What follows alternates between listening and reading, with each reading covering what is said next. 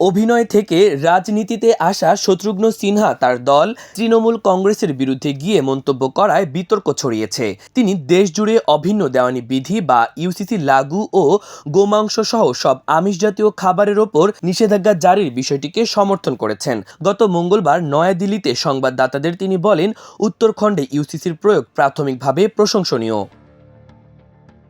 তৃণমূলের সাংসদ শত্রুঘ্ন সিনহা আরও বলেন, গোটা দেশে ইউসিসি লাগু করা দরকার এবং আমি নিশ্চিত যে সবাই আমার সঙ্গে সহমত হবেন।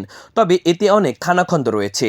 শুধু গোমাংস নয়, গোটা দেশে সব আমিষ খাবারই নিষিদ্ধ হওয়া উচিত। তবে উত্তর ভারতে যে আইন আরোপ করা যায় তা উত্তর পূর্ব ভারতে আরোপ করা যায় না। ইউসিসির নিয়মাবলীর খসড়া তৈরির আগে সর্বদলীয় বৈঠক হওয়া প্রয়োজন।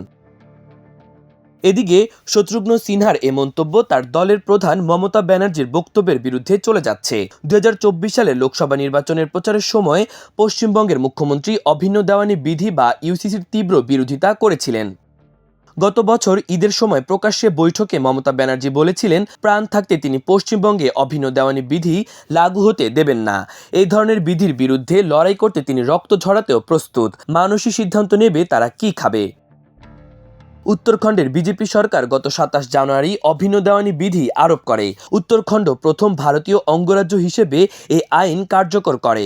একই বিধি নিয়ে খসড়া বিল প্রস্তুত করতে গুজরাট সরকার ও সুপ্রিম কোর্টের অবসরপ্রাপ্ত বিচারপতি রঞ্জনা দেশাইয়ের নেতৃত্বে গত সোমবার 5 সদস্যের একটি প্যানেল গঠন করেছে। জাতীয় স্তরে অভিন্ন দেওয়ানি বিধি আরোপ করা বিজেপির বহুদিনের প্রকল্প। শত্রুঘ্ন সিনহা বিহারের পাটনা সাহিব থেকে বিজেপির সাংসদ হয়েছিলেন। বিজেপি ছেড়ে 2022 সালে তৃণমূলে যোগ দেন। 2 বছর পর পশ্চিমবঙ্গের আসানসোল আসনে বিজেপির বিরুদ্ধে তৃণমূল এই বিহারি অভিনেতাকে দাঁড় করায়। 1 দশক পর প্রথমবার এই আসনে জয়লাভ করে তৃণমূল।